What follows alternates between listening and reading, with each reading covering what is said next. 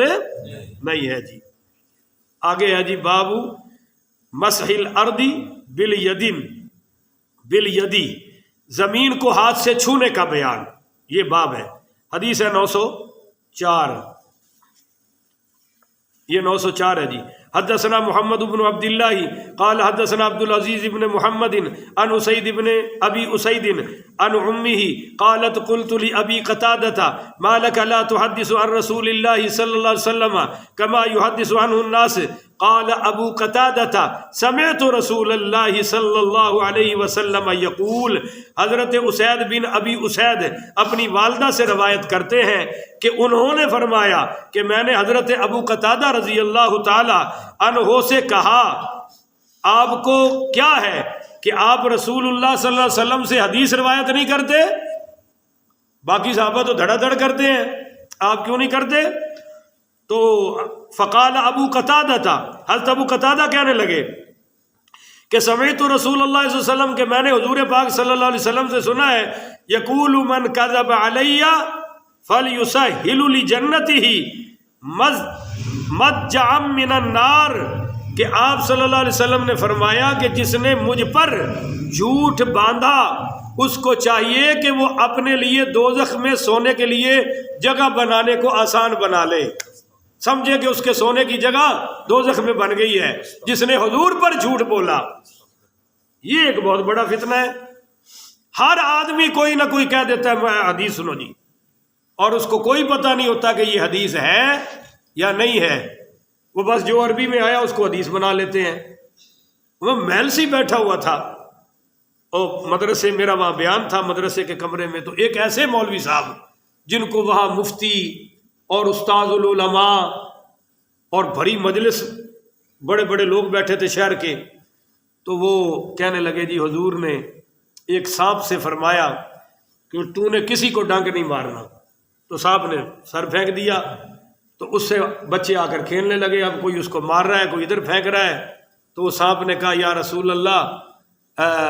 وہ تو آپ نے کہا ڈنک نہیں مارنا، تو لوگوں نے تو مجھے کھلونا ہی بنا لیا۔ تو آگے سے حضور نے فرمایا معاذ اللہ استغفر اللہ، حضور نے فرمایا کہ میں نے تجھے ڈنک مارنے سے منع کیا تھا، شوکا شاکی تو قائم رکھنا، یعنی ڈرایا تو کر۔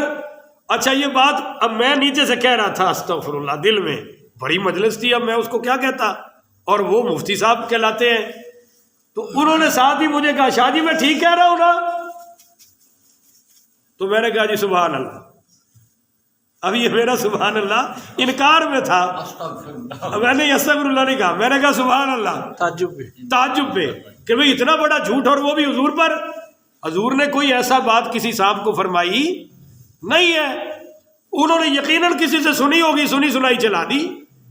ایک بندہ حضرت ابو بکر صدیق رضی اللہ تعالیٰ عنہ کے پاس آیا، کہنے لگا جی مجھے یہ مسئلہ بتائے، آپ نے فرمایا مجھے علم نہیں ہے، مجھے نہیں علم ہے، تو کہنے لگا جی کچھ تو کوئی آگا پیچھا کر کے بتائے نا۔ ہائے ہائے، حضرت ابو بکر صدیق غصے میں آ گئے، فرمایا کہ اگر میں تجھے بغیر علم کے بتاؤں تو کون سا آسمان ہے، کون سی زمین ہے جو مجھے اللہ کے عذاب سے بچائے گی، اگر میں تجھے بغیر علم کے بتا دوں۔ اور اس حدیث میں ابو قتادہ جیسے صحابی سے پوچھا جا رہا ہے کہ آپ حدیثیں کیوں نہیں بیان کرتے، انہوں نے کہا بھی میں نے حضور پاک صلی اللہ علیہ وسلم سے سنا ہے کہ جو مجھ پر جھوٹ باندھے وہ سمجھے کہ اس کا بستر اور سونا اور رہنا ٹھکانہ کہاں ہے، جہنم میں۔ تو میں احتیاط کرتا ہوں کہ کہیں حدیث بیان کرتے کرتے اپنا کوئی لفظ بیچ میں نہ آ جائے، جھوٹ کی صورت نہ بنائے۔ ان کا تقویٰ ہے یقول ذلک ویمسح الارض بیدہ، اور رسول اللہ صلی اللہ علیہ وسلم یہ فرماتے ہوئے اپنے دست مبارک کو زمین پر پھیر رہے تھے، یعنی یہ بات فرماتے ہوئے